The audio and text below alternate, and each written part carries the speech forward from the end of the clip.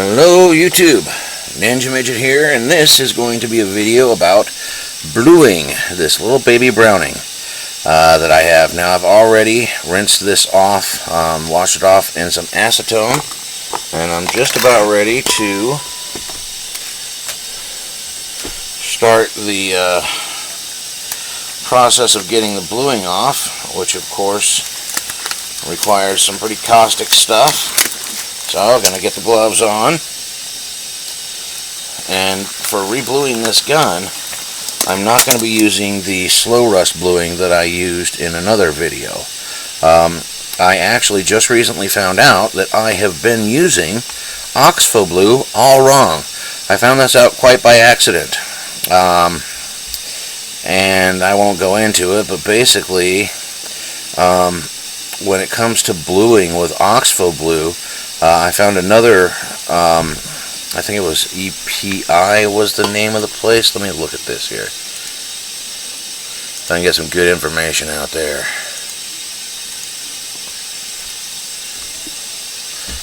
Let's see. Yeah, EPI.com. They have this product. Let me see, for doing black oxide. It's a chemical company that has Instablack is their product. And I was doing some research on different bluing, and I was actually looking at doing some hot bluing. This company actually has 3 products. It's their instant blue, this Instablack, which looks remarkably similar to oxpho blue. It's the same color as oxpho blue. It looks exactly the same. So I looked up the ingredients, and the 2 main ingredients are exactly the same in this and the Instablack. And then there are other ingredients that are different. There's only 4 ingredients in each, and it seems like the differences are there probably to keep these 2 companies from being able to sue each other. Someone took somebody's idea and did something with it, basically. So this, let me make sure I got things in focus here for you guys. Yeah. Alright, yeah, oxpho blue. So since I'm going to be working down here, I'm going to focus this in a little better down there. There we go. So anyway, I was reading on this site, this company EPI, and they have several different bluing options. One of them being the cold bluing, but they've also got an option for doing mid-temperature bluing, which is 220 to 255 temperature, so you don't have to get real hot. And then they've got the hot bluing salts that you can use as well, that you can get from them. So I might end up doing a little bit of the hot bluing, but as I was looking into their cold bluing product, their directions said mix it in a 1:9 ratio of this liquid and water, and then dip the parts in and let them blue that way. So I did that with some gun parts, and it works wonderfully. It takes a few minutes, less than 5 minutes, 1 or 2 minutes, and you get this really nice deep black that I've never ever been able to get when doing cold bluing before. As a matter of fact, usually when I'm doing cold bluing, it'll end up looking splotchy like this. This is probably just I didn't quite get all of the oils off of this, it looks like. But the bluing remover will take care of that, no problem. But a nice, even, deep black can be had with oxpho blue if you mix it in a 1:9 ratio.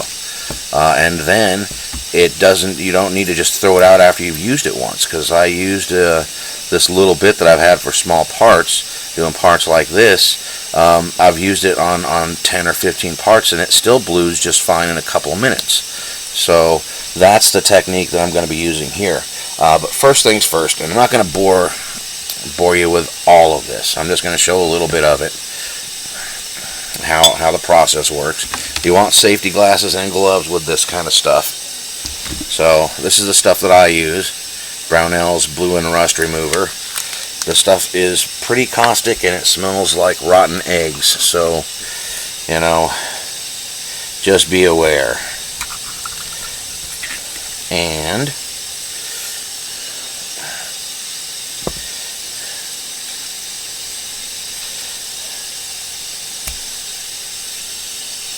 let's see here. What I'm going to do is I'm going to put some of my parts in this bowl.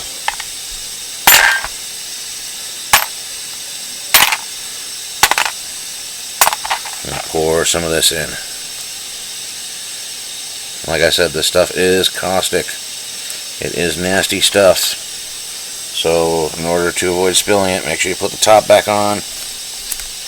Set that aside. Then, as this is sitting in there, you'll notice it'll start bubbling. So what you want to do, let it bubble in there for a little while.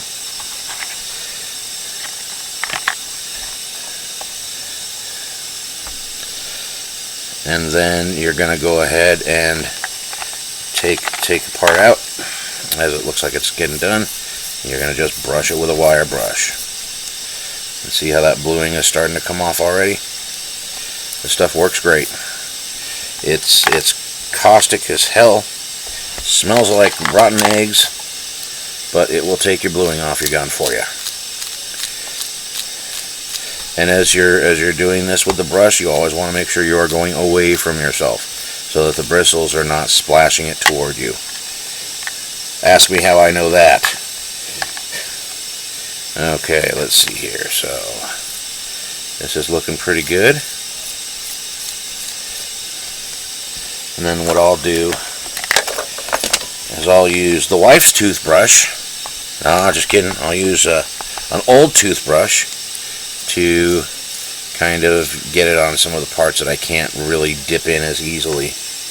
Actually, the mag will go just fine right there. I'm just doing the bottom of the mag because this is crimped on, and to get that off would just be too much of a pain. So I'm just going to glue the bottom because that's the only part that most people are ever going to see.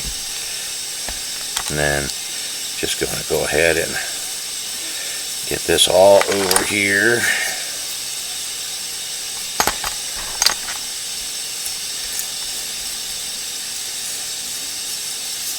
That's doing a pretty good job.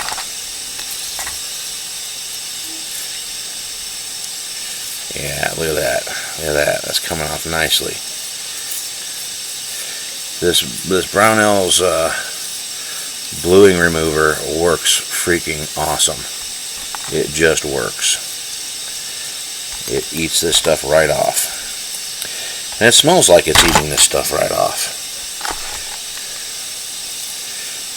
So anyway, I'm not going to keep filming this because this is just stuff that everybody knows how to do, or if you don't, you can see enough videos on this. I don't want to drag this out, so I'm going to go ahead and stop this now, and I'll bring it back for the next step. Okay, so after you're done taking the bluing off, you give it a quick rinse in cold water.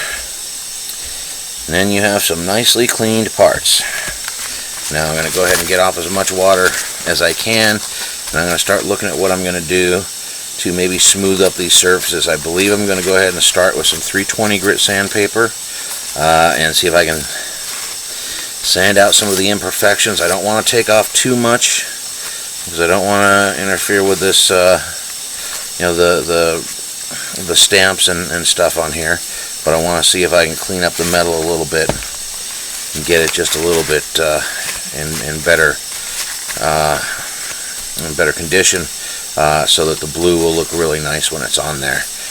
This is the first time I'm trying this kind of bluing in this way on a major item like a gun instead of a small part, but we'll see how it turns out.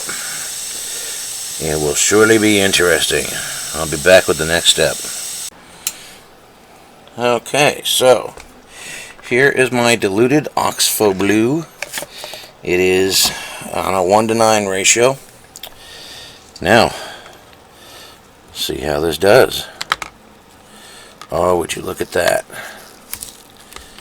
That is blackening up nicely.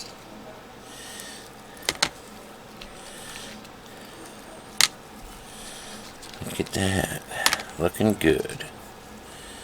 Alright, let's see now. Some things will get bubbles on them, so gotta swish them around a little bit. And just drop the whole mag in there.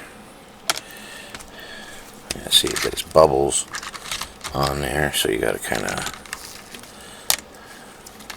swish it around a little bit. And there you go, looking good. Look at that nice even black on there. Leave that in for a few minutes. It's just getting a nice even black.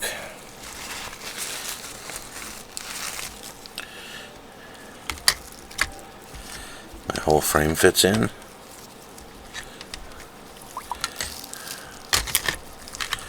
Make sure I'm not having any bubbles on there.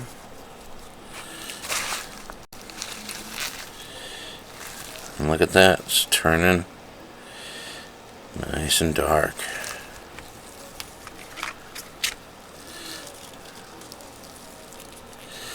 Looking pretty darn good.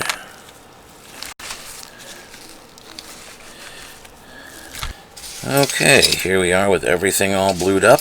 I did 2 washes and the oxpho blue, carting off the sooty layer after each one, and then degreasing it again and putting it back in the bath. I got this nice dark look out of all the parts, nice and uniform.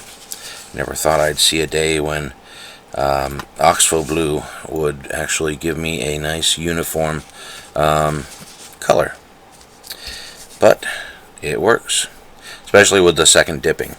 Okay, now the thing that you need to do to seal it all in, and it's going to make it look a little darker too, ballistol or some other oil. Break free CLP is good. There are a lot of people that talk about using like WD-40. I'm not real crazy about that idea, but whatever oil. You're going to want to coat all the parts in this oil, and you notice that they immediately look darker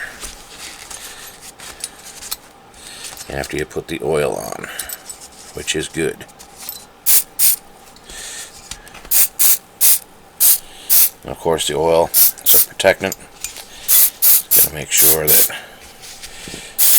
this nice finish that you just put on stays rust free.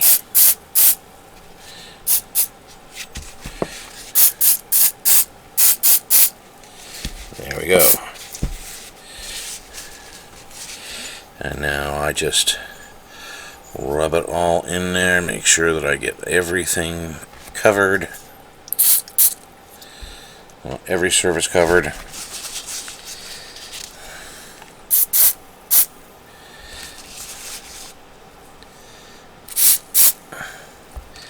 And then all you're going to do after that is wipe off as much of the oil as you can. That'll leave just a nice thin film of it. And that is your bluing job. Now, I've heard of some people using like boiled linseed oil, because that stuff actually cures and is supposed to give a good finish if you let it cure for 24 hours, sealing in the blackening. I've done that on some guns and it seems to work fine, but you know, just getting some oil on there is really all you need. You need just some oil that's going to protect the gun from having rust build up, and that's pretty much it. That's the bluing on this. All done with oxpho blue, and it looks a whole lot better than I ever imagined it could. Okay, well, the next video is going to be assembling this baby browning. So let me move on to that, clean off these parts, and then it's on to the next video.